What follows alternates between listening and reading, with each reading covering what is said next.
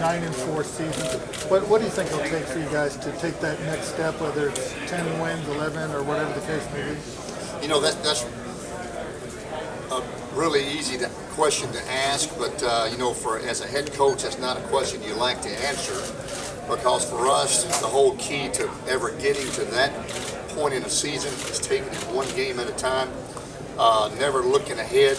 And it's really easy for teams that are in this situation that are picked to be preseason favorites to come into the season looking ahead, thinking, boy, we're picked to win it all. Start thinking about all these grandeur things that you can do, and then you forget about we've got SWAC champions coming to Lafayette week 1. And so we've got to take it one game at a time and continue doing the things the way we have done them for 3 years. And if we're working the right way, and if our players are preparing the right way, and we're still following our plan to win, then I think those things one day can happen. And so hopefully this team's depth, this team's maturity, with a team coming back with 17 starters and a lot of guys that's been in our program for the last 3 years, hopefully that will be something big for our team. Coach, is this kind of the season everything's been building towards, just having to be all your players, your program, the success you've had? Is this kind of the pinnacle we're approaching maybe? Well, that's the exciting thing. For the most part, this is, you know, our team. These are all guys that we've recruited, and we've sort of plugged into all these positions. And it's been really rewarding to see a lot of these young kids develop.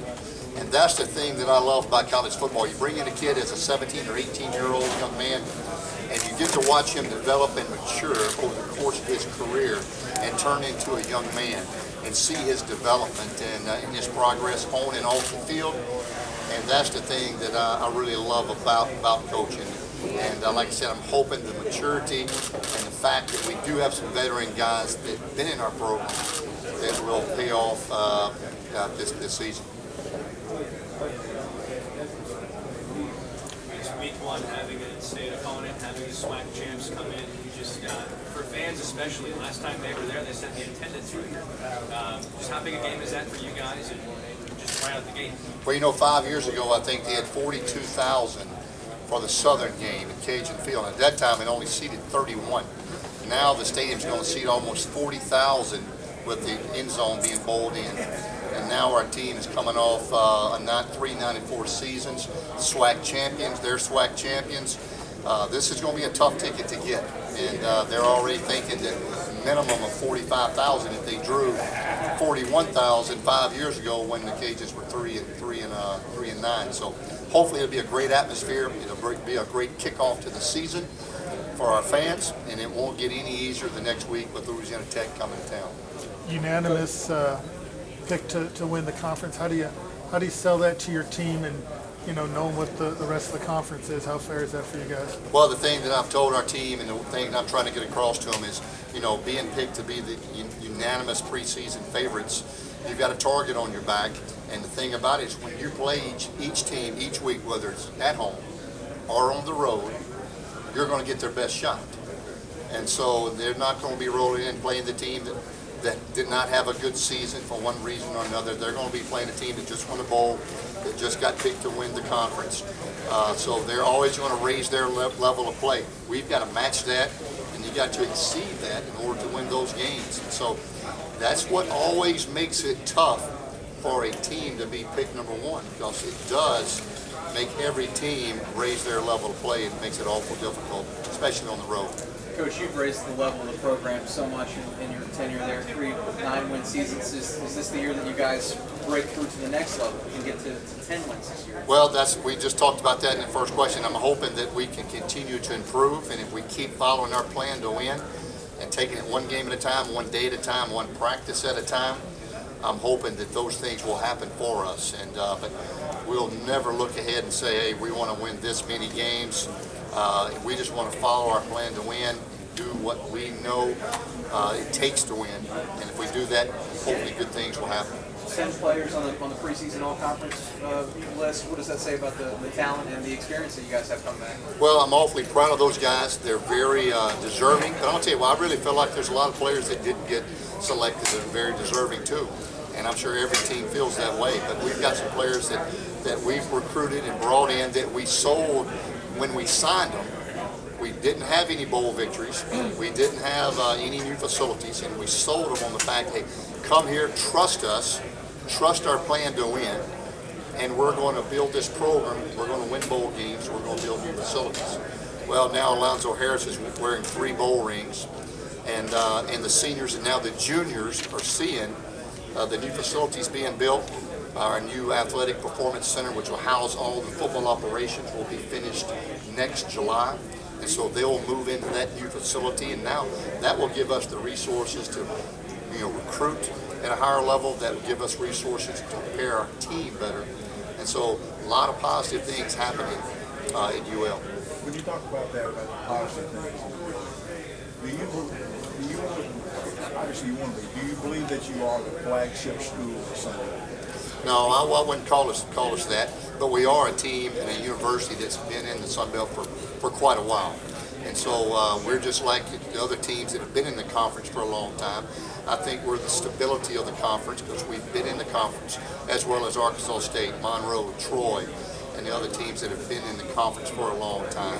So the veteran teams, or veteran universities, you might add, would all be the flagships because of the longevity that they've been in the conference. Let's put it like this: do you believe that what y'all are doing in terms of facility should inspire those other schools to hey, this is what we need to do? Well, I think right now, I think everybody's somewhat inspiring each other because as I read, Arkansas State's building new facilities, Troy's building new facilities, and so there's a lot of people out there that are all fighting for their own programs, and that's the great thing about college football. Everybody every day is trying to build their program, to take their program to the next level and stay competitive and compete for championships. And so that's the thing is you better every day be doing something to move your program forward. Coach, you're talking a little about the new teams that are coming into the league. You mentioned, the facilities. App State, they've got some pretty nice facilities there. Georgia Southern's adding on right now. What do you think about the addition of those 2 teams to the team? The Sun Belt Conference to me has got to be one of the toughest of the Group 5 conferences. And last year, not only did it talk the talk, it walked the walk with the conference finishing number 1, ahead of the American, ahead of the Conference USA, ahead of the MAC, and ahead of the Mountain West. And so this year to me is no different. It's a deep conference. We had 6 or 7 teams eligible for bowls last year. And now we're adding new teams to this already tough conference. And you say, well, Coach, you're adding 2 FCS teams. Well, Conference USA just added 2 teams. It's never played football. We just added Georgia Southern, I think 6-time national champions, and Appalachian State, I know at least 2 or 3-time national champions. So we've added 2 teams that know how to win. And just because you're moving up a level, that doesn't mean they don't know how to win and have the right recipe. And then we're adding 2 flagship programs of their own states with New Mexico State and Idaho coming into the conference. And so this conference to me is a tough conference, week in, week out. A lot of good players in this conference. It's in the same footprint. It's in the southeast part of the United States for the most part. A lot of great players in this area, and it's tough week in and week out. Coach, with a lot of the quarterback turnover this year, just how nice is it having a guy like Terrence who really stands out, obviously, as the offensive player of the year? Speaking of quarterback turnover, last year when I looked at the quarterbacks and you see a Colton Browning, and I'm thinking, I'm surprised he's not back again. That guy he is a thorn in your side, so many good quarterbacks in the league. And now for us to be one of the few, I guess you'd say, teams that do have their starting quarterback back is encouraging because so many other teams have had their quarterbacks for so long. Hopefully he can stay healthy. If he does, I'm hoping he'll have a really productive season because I know he's worked awfully hard. What are the expectations on him going from not even mentioned on the All Sun Belt team to preseason offense? Well, I stoked that fire a little bit with him, but there was a lot of good quarterbacks in this league. It would be hard to pick any other anybody enough to get them all. I guess you should say all conference, but he felt like he was deserving to at least be up in mention with the rest of those guys, and that was just good motivation. But you're always trying to find ways to motivate your guys, and I think he's hopefully out to prove that he is an all-conference caliber quarterback, and to prove by being voted conference preseason player of the year, that he's worthy of those expectations. You have a lot of personnel back, but losing guys like Andre at center and Justin, middle linebacker, your kind of leader type guys. Who do you think steps up and takes those balls this year? Well, those are two critical spots on both sides of the ball. They're really both quarterbacks on both sides of the ball. They're very instinctive, very good players. At the center position, we've got two guys going to be competing for the center position right off the bat. Grant Horst, a sophomore offensive lineman, and then Eddie Gordon, transfer from junior college. I like both those guys. I think they're going to be very productive. They're not going to be Andre Huval right off the bat in terms of knowledge, in terms of understanding the game. That's going to have to come. And then on the defense side of the ball, losing Justin Anderson, a guy that could get everybody lined up again on that side of the ball, that was very instinctive. We're going to probably be a little more linebacker by committee. We've got a lot of depth there. Have not decided on the two starters at the inside position yet. Coach, what is bowl game and now conference title. I mean, what is next? Is the expectation go beyond conference titles and everything now, or? For us, it's trying to improve each day. And if we stay on the course that we're on, and that is trying to practice, play one day at a time, one game at a time, hopefully we can take another step. Now, another step for us would be winning the conference outright. Another step for us would be go undefeated at home. Another step with us, obviously, is continue to go to bowl games, win bowl games, and you know, ultimately, we want to become a team that can be a top 25 team year in and year out. And you look at the Boise model, you look at the TCU model, you look at the Louisville model back in a few years ago. We want to be that team one day, but you know, it's awfully hard.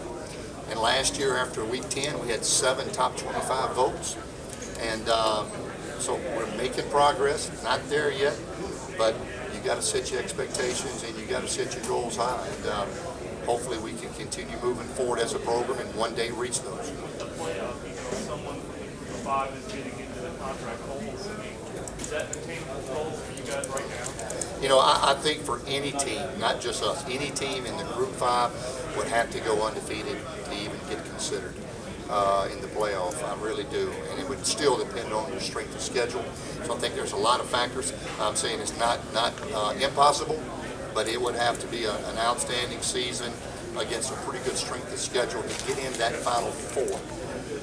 That's sort of the way I see it. Is your schedule set up for that possibility? You know, I think our schedule is pretty competitive. It's tough enough with the conference, but then you add one of the top teams in the non-BCS with Boise, and then you add, to me, one of the most talented teams in the BCS right now with Ole Miss on the road, both on the road. Those are both huge challenges for our program. Great measuring sticks playing Boise, another team in the Group 5 that's had tremendous success. So that will be a great measuring stick.